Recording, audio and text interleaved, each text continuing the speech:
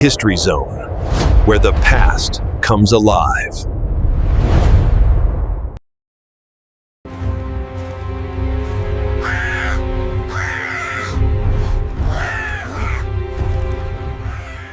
My name is Thomas Harriot. I was not born to be remembered, only to observe. And yet, I am one of the last men who can speak of Roanoke as it truly was, before the silence swallowed it whole.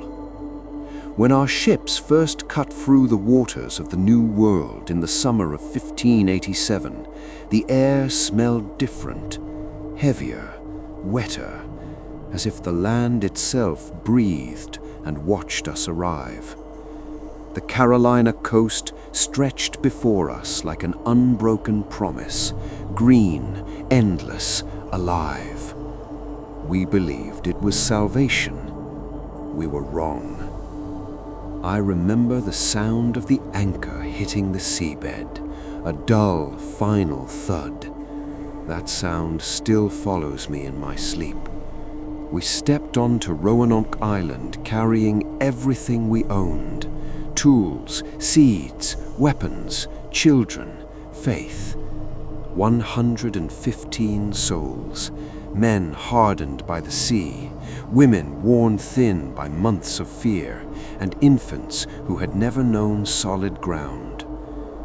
Governor John White stood beside me as we disembarked. He tried to smile, but his eyes betrayed him. This was not his first visit to Roanoke. He knew the land had already tasted English blood. The remains of the earlier settlement were still there, rotting posts, collapsed shelters, the bones of what had been hope only 2 years before. No bodies, just absence. That should have been our warning. But England had sent us here to stay. This was no outpost. This was to be a city, a foothold for an empire. At first, the days felt almost gentle. We built new homes atop the ruins of the old. We planted crops in sandy soil that resisted our hands. The native Croatan people watched us from a distance, silent, unreadable. Some traded with us, some vanished when we approached. Their eyes held knowledge they would not share. Food became our first enemy. The fish were fewer than promised, the deer scarcer. Our supplies dwindled faster than Governor White admitted. Each night I could hear whispers moving through the settlement, fear disguised as prayer. Then came the birth. Eleanor Dare, the governor's daughter, delivered a child in August, a girl, Virginia Dare, the first English child born on this soil. We gathered around her like pilgrims at a miracle, desperate for a sign that God had not abandoned us here. But miracles do not last. Within weeks, tensions rose with nearby tribes. One man was killed while searching for crabs along the Sound. His body returned with arrows embedded deep in his chest. The message was clear: we were not welcome everywhere. Governor White faced an impossible choice. We begged him to return to England for supplies. Without help, we would starve. Without weapons, we would fall. He resisted, knowing the ocean might steal him from us forever. Before he left, we agreed on signs. If we were forced to abandon Roanoke, we would carve our destination into wood. If we left in danger, we would carve a cross. I watched his ship disappear into the horizon, a tiny white shape swallowed by gray water. Something in my chest broke that day.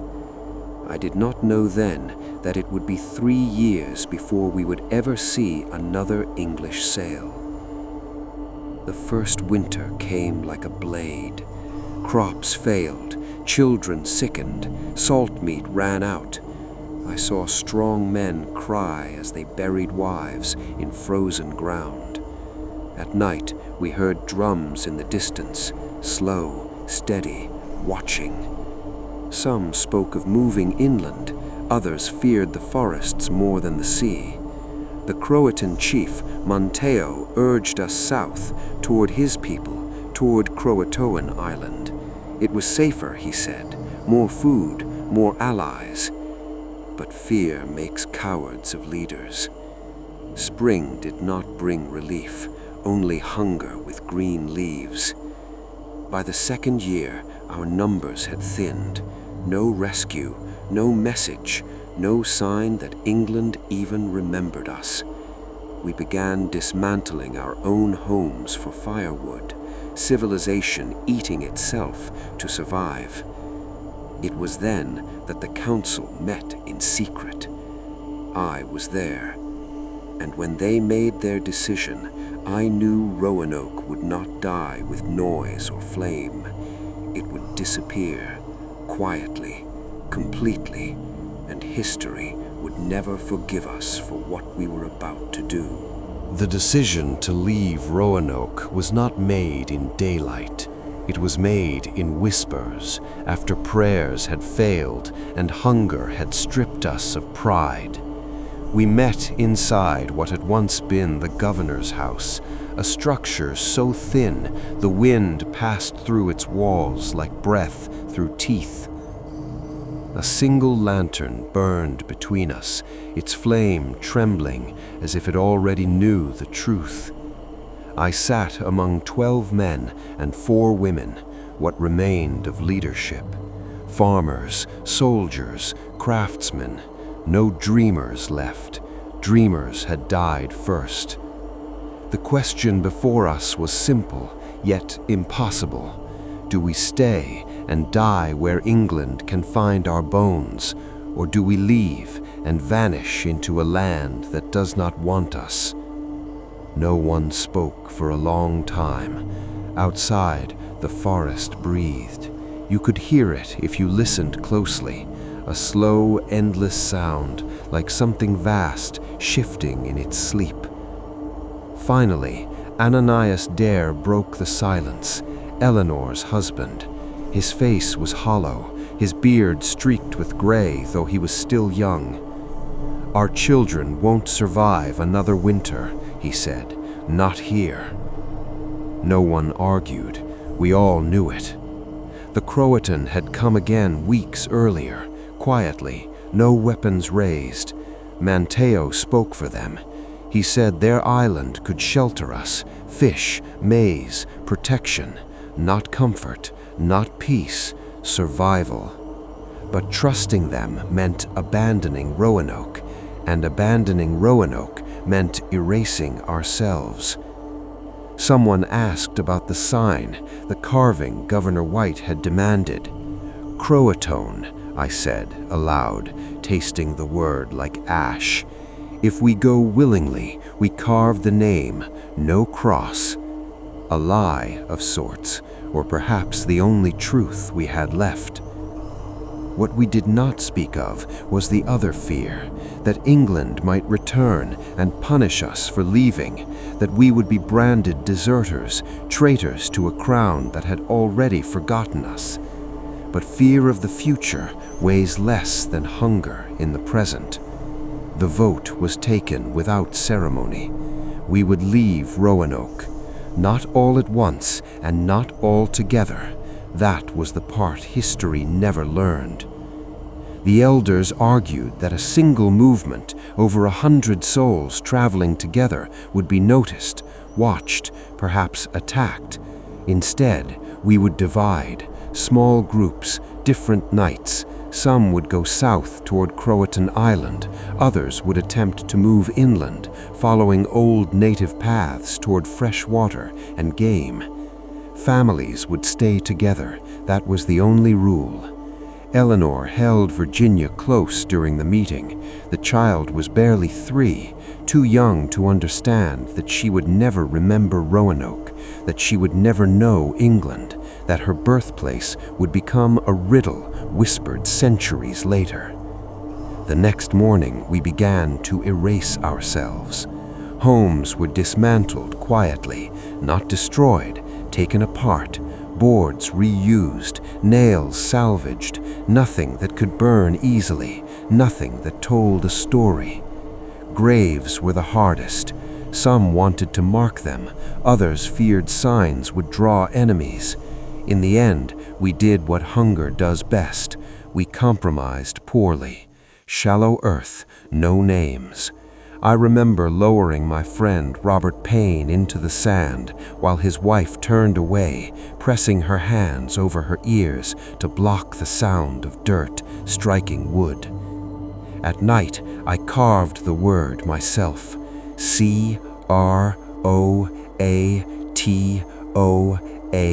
Croatan.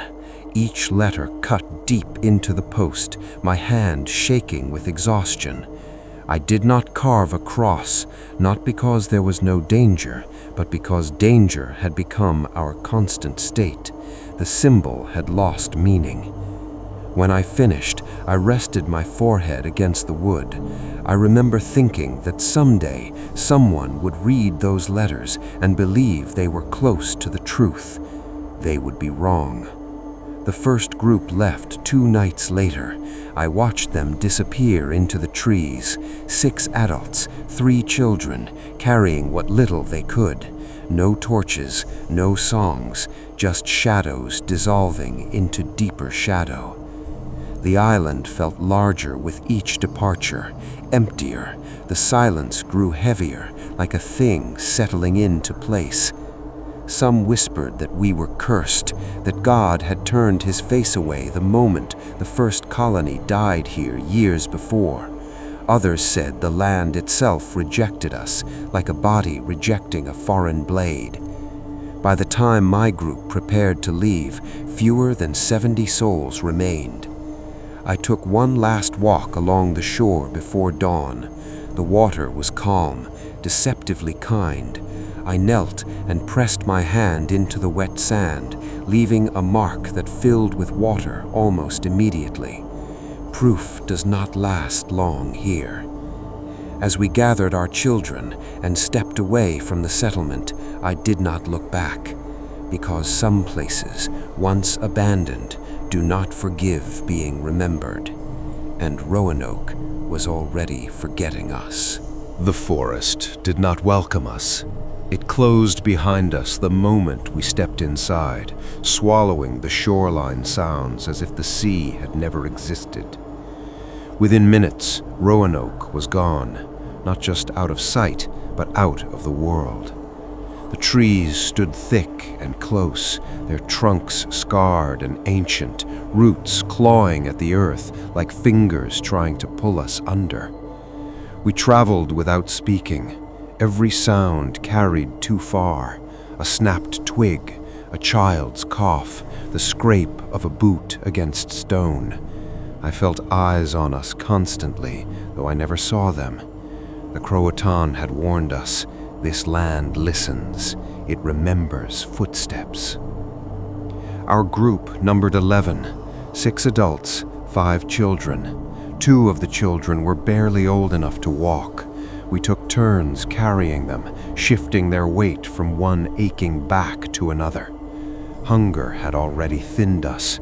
The forest wasted no time finishing the work. By the second day, blisters split open. Blood stained stockings. We pressed forward anyway, driven not by hope, but by the fear of stopping. Rest felt dangerous, like surrender.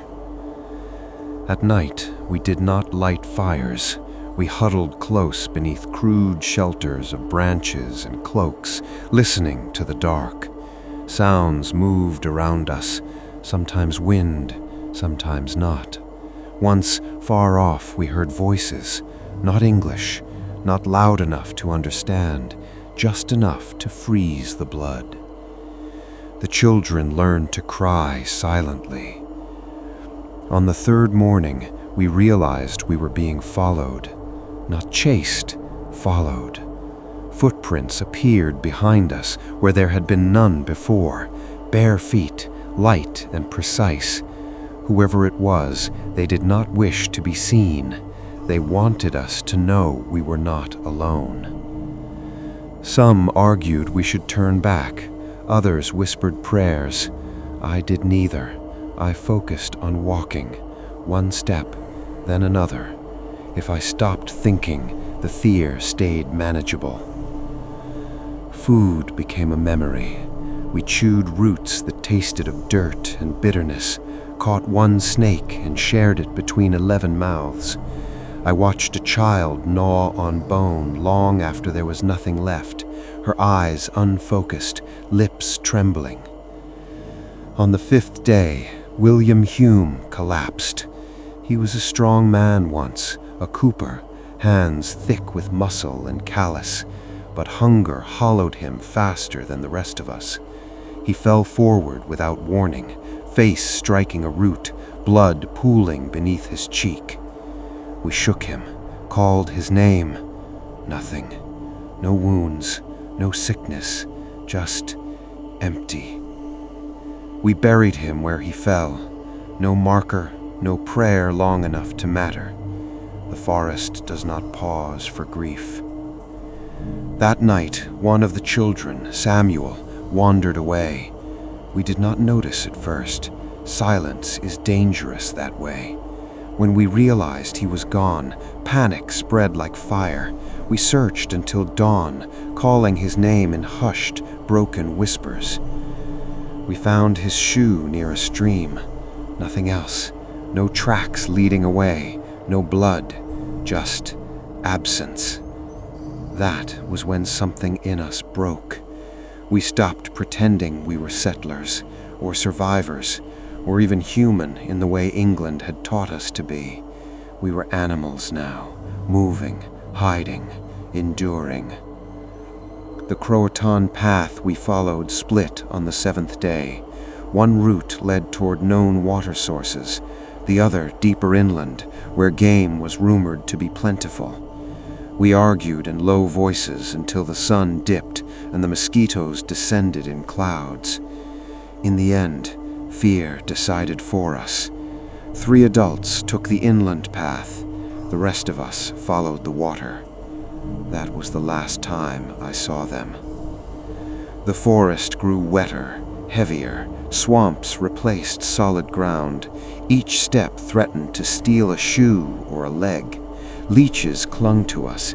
Insects bit until skin swelled and bled. The children stopped asking questions. On the 10th day, we reached the river. Wide, brown, moving slow and steady, like time itself. We had no boat, no easy crossing. As we stood there, exhausted and silent, figures emerged on the opposite bank. Men, native, weapons visible, but not raised. They watched us for a long moment, long enough for my heart to pound so hard I thought it might burst from my chest. Then, one of them stepped forward and spoke a single word. Croatoan. Hope, I learned that day, can be more terrifying than fear. They did not rush us. That was the first thing I noticed. The men on the riverbank stood still, their bodies relaxed, their weapons held loosely, not as a threat, but as a reminder. They watched us the way a hunter watches wounded animals, not with cruelty, but with calculation. One of them stepped into the water. He was older, his hair bound tight, his face carved with lines that spoke of years lived outdoors. He moved slowly, deliberately, until the river reached his knees. Only then did he stop. "You walk like ghosts," he said in broken English. "You leave no land behind you." None of us answered. We barely remembered how. He gestured for us to follow. Crossing the river was agony. The current pulled at our legs, cold and heavy. I carried a child on my back, Eleanor Dare's niece, feeling her small hands clutch my collar as if I were the last solid thing left in the world. On the far bank, the Croatan guided us inland. Their village was hidden among trees and reeds, smoke drifting low so it could not be seen from far away. Huts of bark and woven grass stood in careful order, surrounded by drying fish and maize stores that made our stomachs twist with longing. The children stared openly. The adults tried not to. We were given water first, then food.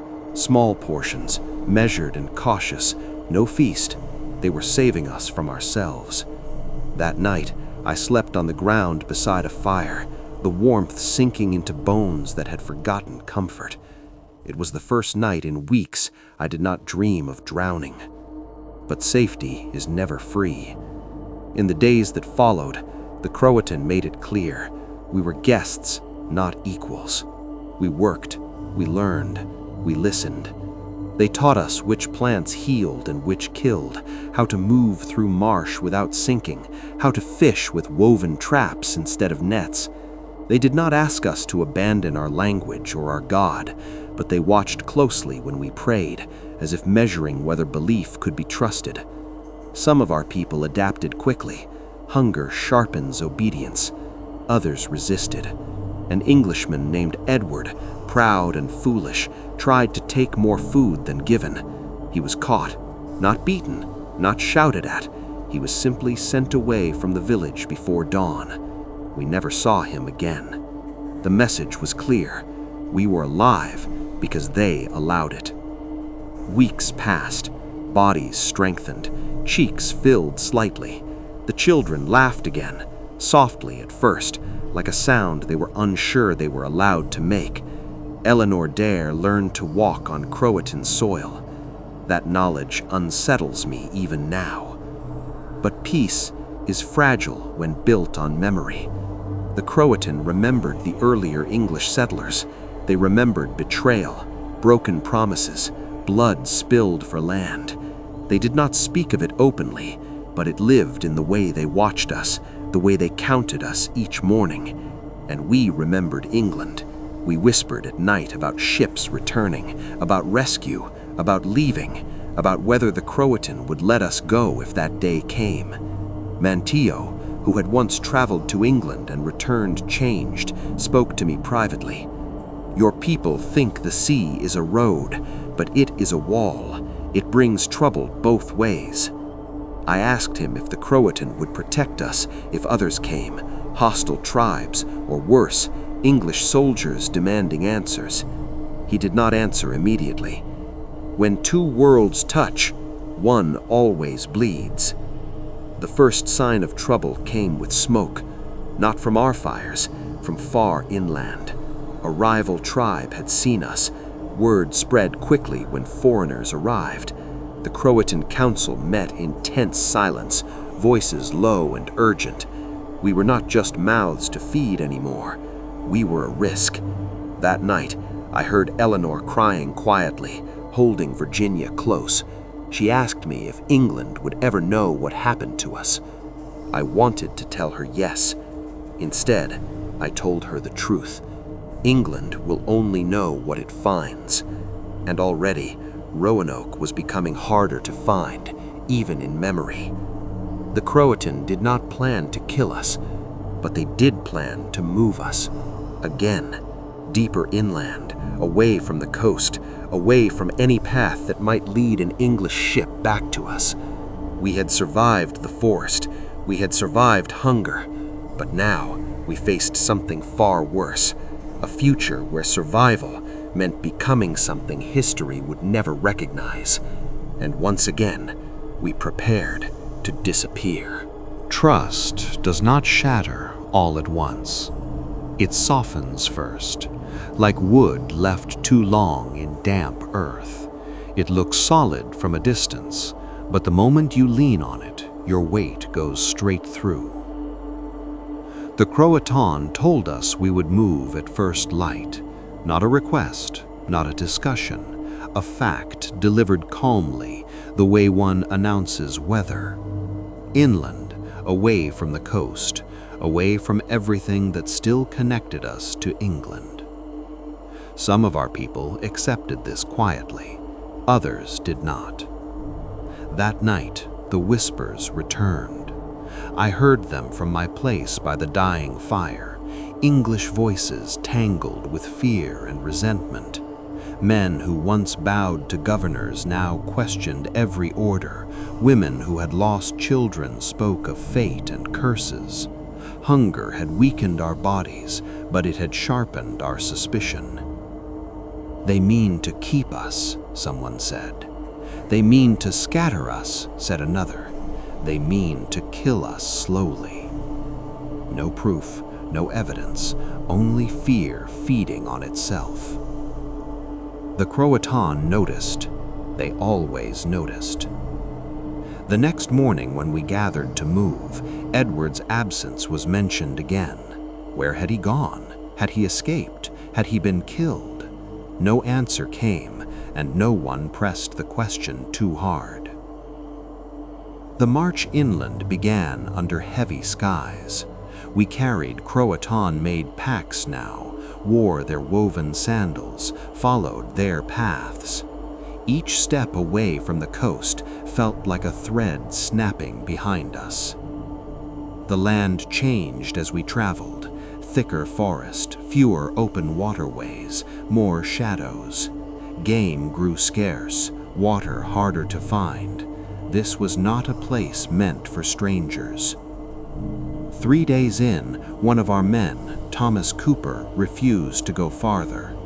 "I won't die out here," he said, planting his feet. "Better to risk the sea than rot in the dirt." A Croatan hunter stepped forward, calm but firm, and placed a hand on Cooper's shoulder, a warning. Cooper struck him.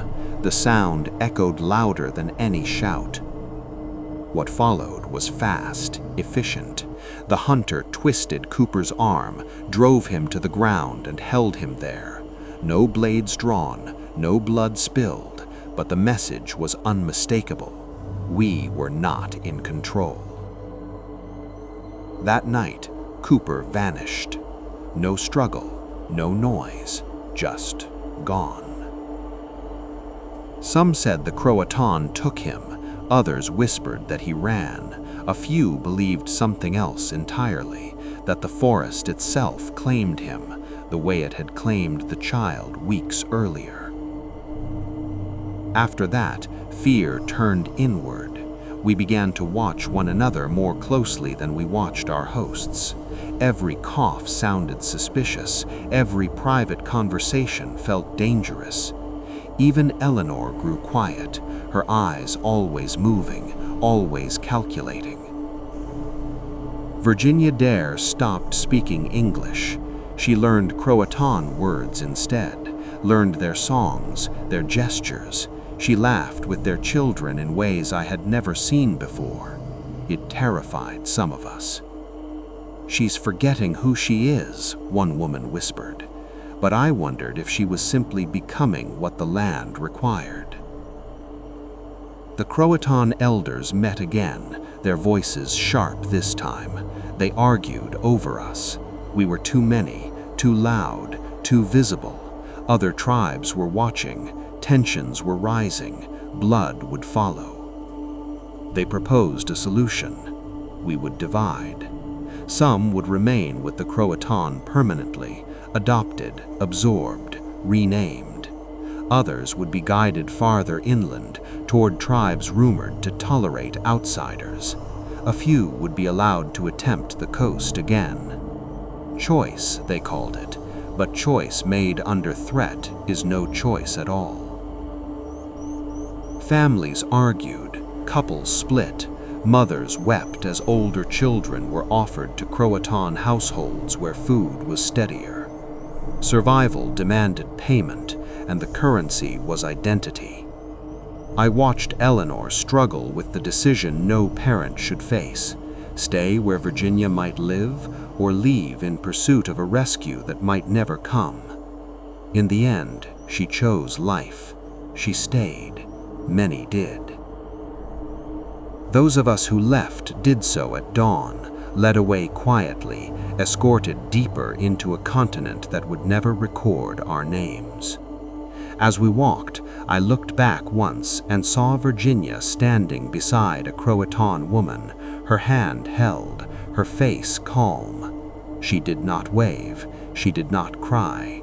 She had already crossed a line the rest of us still feared.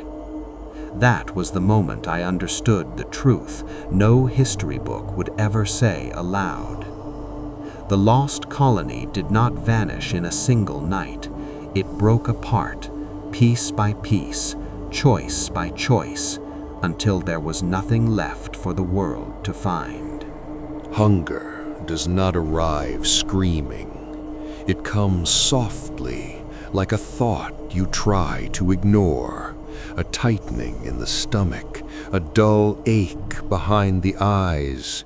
Then one day you realize every decision you make begins and ends with food. The group I traveled with after leaving the Croatoan numbered 9. 5 men, 3 women, 1 boy no older than 10. We were guided for 2 days by Croatan scouts, then left with directions scratched in the dirt and gestures meant to replace words. After that, we were alone.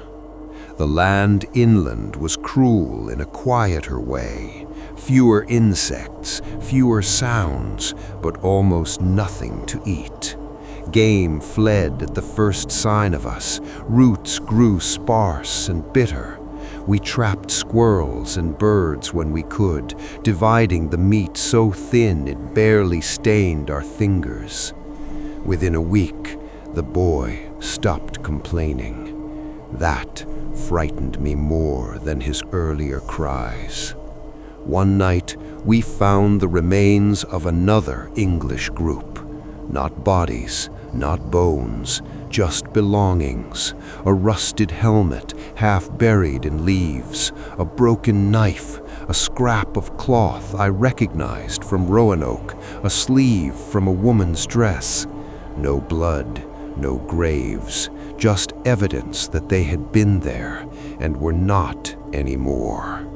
Some wanted to turn back, others wanted to press forward. Fear argued louder than reason. On the 12th day, Margaret fell ill. She had been strong, steady, a mother twice over before the ocean took her children years earlier. Now, fever burned her skin. She shook uncontrollably, teeth chattering even in daylight. We tried to cool her, tried to feed her, tried to pray. None of it mattered. By nightfall, she was dead. We sat around her body in silence. No one moved to bury her. No one said her name. The boy stared at her longer than the rest. I noticed it then, and I hated myself for noticing what followed. Food was gone, completely. 3 days without a bite. Weakness set in fast, vision blurred, thoughts turned slow and dark. Men snapped at one another over nothing. A woman hid a handful of dried berries and was caught, beaten, and forgiven all in the same hour. That night, someone said it out loud. Not me. We can't carry her. Silence answered. Then quieter, more desperate. She would understand. We did not call it by its true name. We called it necessity. I wish I could tell you I refused, that I stood against it, that I walked away. I did not. I stayed, and that is the weight I carry still. What followed was done quickly. No fire, no ceremony, just survival stripped bare of dignity. We ate without speaking, without looking at one another. The boy did not eat at first. Then he did. Afterward, something changed in us. Not relief, not strength, something colder. The line that separates man from beast had been crossed, and there was no crossing back. We traveled faster after that, lighter, stronger, haunted. 2 days later, one of the men disappeared. No tracks, no struggle, just gone. No one searched for him. Another night passed, then another. By the time we reached a shallow valley with a thin stream running through it, there were only 6 of us left. We found signs of native presence, old fire pits, abandoned shelters. We argued whether to stay or move on. That night, I woke to the sound of breathing close to my ear. Not human, slow, heavy. I rolled just in time to see eyes reflecting faint starlight at the edge of our camp. Then movement, shadows slipping back into the trees. We were being watched again, but this time I feared the watchers less than the people beside me, because hunger had taught us something no enemy ever could, that survival has a cost, and once paid, it demands interest. By morning, one woman refused to walk. She sat on the ground, staring at nothing, whispering prayers to a God she no longer believed could hear her. We left her water, we left her a knife, we left. That was the moment I understood the final truth of Roanoke. The mystery was never where the colony went. It was how many versions of us died along the way. The night we split apart, the forest felt alive, not with birds or insects, not with the wind, but with something darker, something that watched, waited, judged. Shadows lengthened unnaturally as the last light of day disappeared, swallowing what little warmth remained in our bodies. Our group numbered 5, myself, Eleanor, the boy Samuel, and 2 men, John and Robert. 3 nights ago, the woman who had stopped walking had vanished, gone, silently into the darkness. We left her knife and a small bowl of water, but no prayers. She was already beyond us, like all those who had fallen along the way. We stumbled upon a clearing near a creek, and that's when the argument began. Hunger had stolen patience, exhaustion had stolen reason, fear had stolen mercy. "We can't go further together," John said, voice sharp, eyes glowing with desperation. "The boy can't keep up, Eleanor can't keep up, and none of us will make it if we stay together." Eleanor's lips trembled, but she remained silent. The boy clutched her skirt, unsure whether to cry or obey. I understood John's logic. I did not accept it. Robert shook his head. "We either stay together or we die together. I say we stay." "No," John hissed. "We don't have that choice anymore. Not after what we've seen. Not after what we've done." The tension pulled at us like a living thing. We weighed the options in the dim light of the stars, barely visible through the canopy above. Hunger had already taken one of us completely, turned his mind against reason. Another night, it would take the rest of us. In the end, Eleanor made the decision for us. "We split," she said softly, but with the finality of a judge delivering a sentence. "Samuel and I will follow John. You and Robert go ahead. Move fast. Do not stop. Do not look back." I wanted to argue. I wanted to fight. I wanted to pull her aside and beg her to keep the boy with me, but I could not. Exhaustion had hollowed my voice. Fear had hollowed my hands. We exchanged silent nods, as if acknowledging that our lives were no longer our own. That night, the forest took our choice and amplified it. We moved first, Robert and I, taking the paths that cut along ridges, hoping to avoid predators, animal or human. Every snap of a twig sent our hearts racing. Every rustle of leaves felt like a threat. We walked in silence, broken only by the boys' distant cries echoing through the darkness, carried faintly from the other side of the clearing. We tried to comfort ourselves with the thought that Eleanor and Samuel were safe, that John would protect them, but even hope tasted bitter, like the roots we chewed to keep our stomachs from gnawing themselves. By dawn, the clearing was behind us, swallowed by mist. We paused to rest, leaning against tree trunks, letting the weight of our bodies and guilt settle. Robert stared at the ground, tracing patterns in mud with his finger. "Do you think they'll survive?" he asked. I did not answer. Words felt useless. The boy, Samuel, called out once, faint and broken, somewhere behind the trees. I flinched. My chest ached. That voice, so small and fragile, reminded me of every other child we had lost along the way, every one swallowed by forest, river, or hunger. And then silence. We walked on. By the third day, the paths diverged completely. What had been a cautious split became permanent. The forest grew denser. We saw fewer signs of life, animal or human. The last vestiges of civilization, the riverbeds, the Croatan trails, even the distant smell of the sea had disappeared. It was Robert who finally spoke, voice barely a whisper. "We are ghosts now. Even the forest won't remember us." He was right. We had become fragments, fragments of a colony, fragments of families, fragments of a story too terrible to record in full. The night we split apart was not marked by ceremony or grief, only by survival, by the quiet understanding that what remained of us would carry the shame, the hunger, the terror, and the endless question, did anyone make it?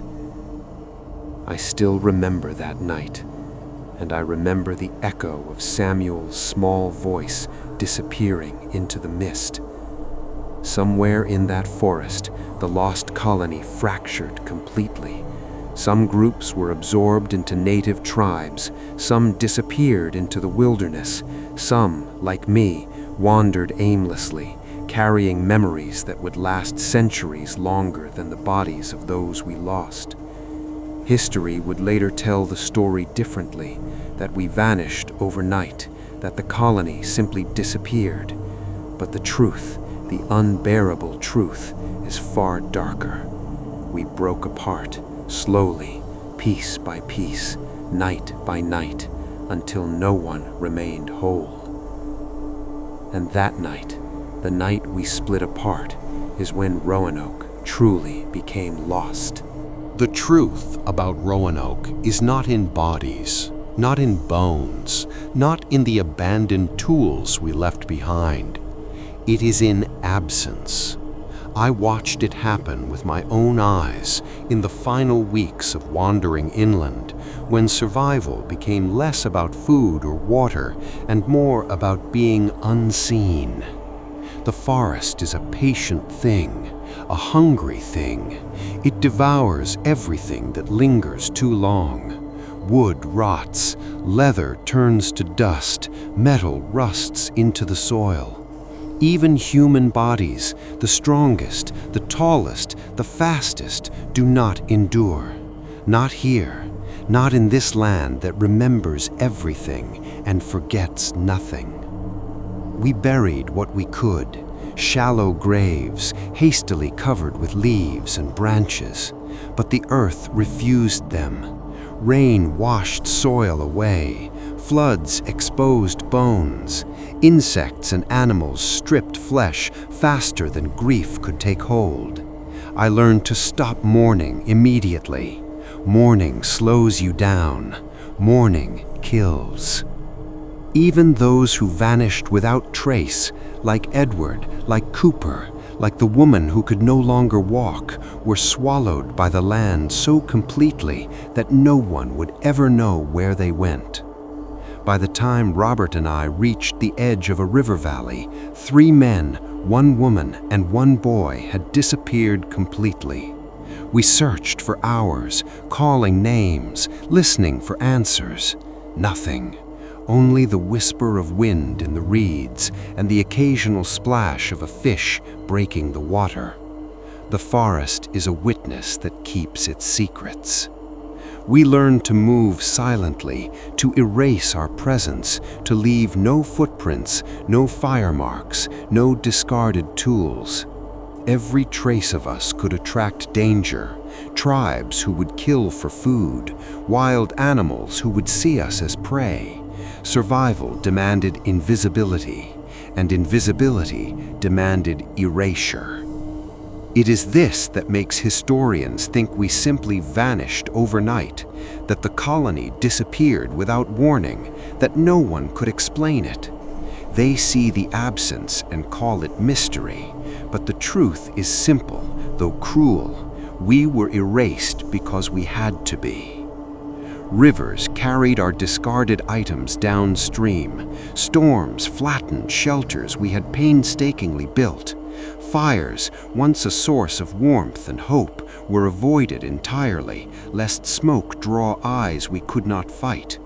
Clothes rotted on our backs, tools were buried to lighten our loads, and the forest took it all, layer by layer, season by season. Even our names were forgotten. The boy I traveled with learned Croatan words, adopted their gestures, became a child of the forest. Eleanor's daughter, Virginia, lived among the Croatan, her English identity buried beneath years of survival.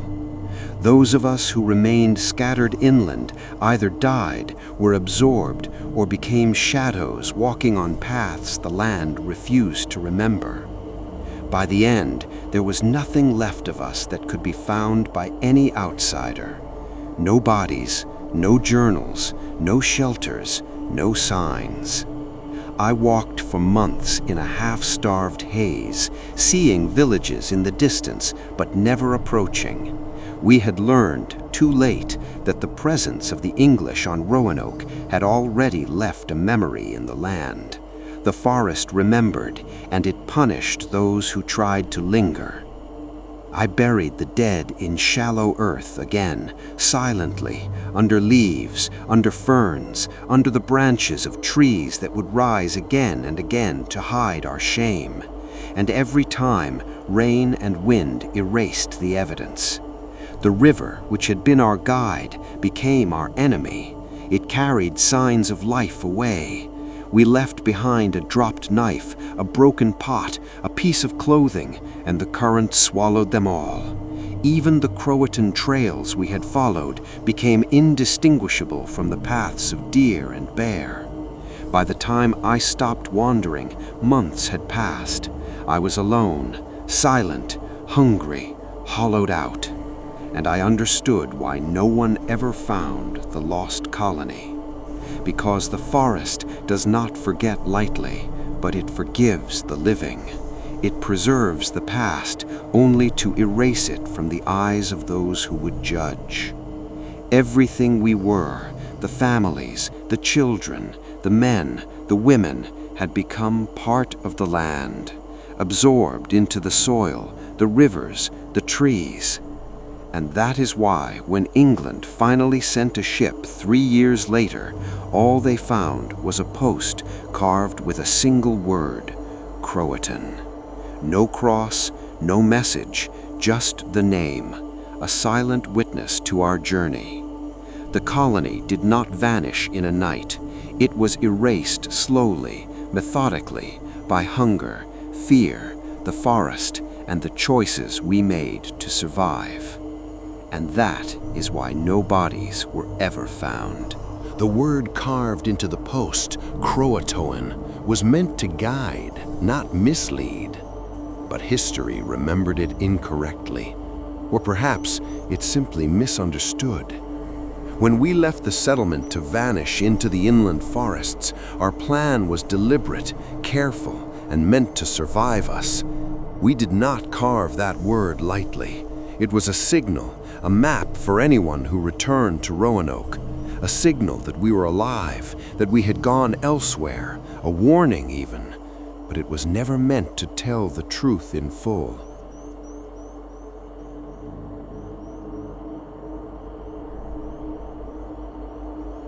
We had split the colony, small groups scattered across the islands and forests, moving according to the whims of survival and the mercy of the land. The Croatan had been our allies in secrecy, but even they could not carry the entirety of Roanoke, and so the word became both truth and lie, a fragment meant to mislead as much as to inform. When Governor White returned 3 years later, he saw that single word carved into the post and understood it differently. He did not know the forest had swallowed the rest of us. He did not know that those of us who left had melted into the trees, the rivers, the marshes, untraceable. He believed the Croatan held us, perhaps all of us, somewhere nearby, and history remembers that belief. But the truth was far more complicated. The post itself was a ghost. We had left it standing intentionally. There were no bodies around it, no tools, no belongings. The forest had begun its slow work even then, erasing any hint that the colony had moved. The Croatan knew to avoid it. The river carried our traces away, and the land, watchful, patient, ensured that nothing permanent would remain. I carved the letters myself. I remember each stroke, the way the knife dug into the wood, the sweat on my brow, the ache in my hands. I knew it might be the last thing anyone saw of us. I knew that anyone returning would interpret it through their own hope and desperation. That was part of the plan. That was survival. And yet, it became a lie.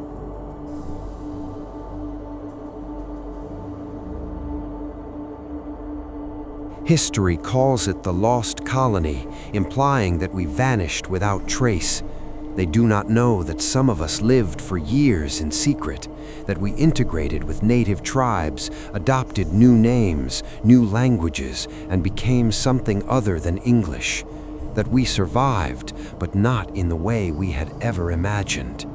I saw Eleanor's daughter, Virginia, walk among the Croatan, speaking their words fluently, laughing with their children, her English tongue buried beneath years of necessity. I saw families split, men and women choosing survival over reunion, carrying their pain silently into forests that would never forgive, never forget, but also never reveal. The post carved with Croatoan became the history that outsiders would cling to. They saw a word, they imagined a direction, they assumed intent, but the word was more than a signal. It was a story we could not tell aloud. It hid the truth of what survival demanded: silence, separation, adaptation, and sometimes acts we can never speak of without shaming ourselves. When I think of that post now, I feel both pride and sorrow. Pride because it carried our final message to the world without exposing us to danger.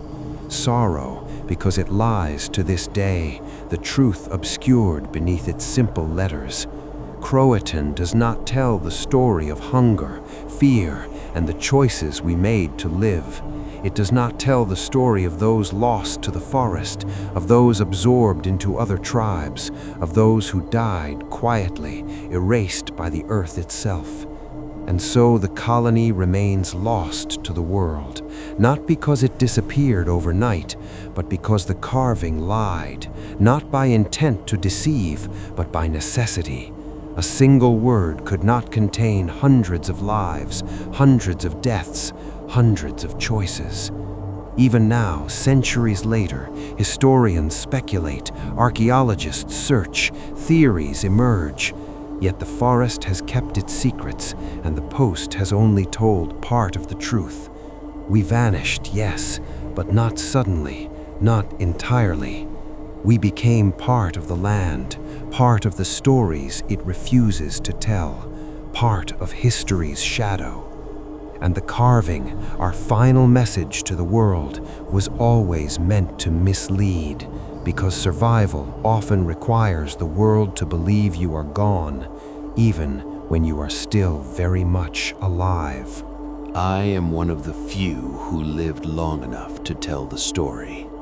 Not the story that history remembers, not the story of a colony that vanished overnight, not the story of a lost post carved with Croatoan. No, the true story is far darker and far quieter. When we split that night, the forest claimed us immediately. Hunger, exhaustion, and exposure took others. The boy Samuel, I am not certain of him. Perhaps he found a tribe and was welcomed. Perhaps he wandered until the land swallowed him whole. Eleanor Dare, my heart tells me, survived with Virginia among the Croatan. I never saw them again, but I imagine them, small and strong, living in a world that had forced them to change completely. The men who walked beside me, the few who remained, disappeared one by one.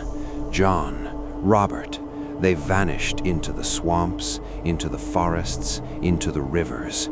Their footprints faded into mud, their names were erased from memory, and their lives became part of the wilderness. I survived by walking and hiding, by becoming less English with every step, by learning the silent rules of survival. Do not draw attention, do not linger, do not take more than you need, and do not assume safety is permanent. I wandered inland for months, months that blurred together.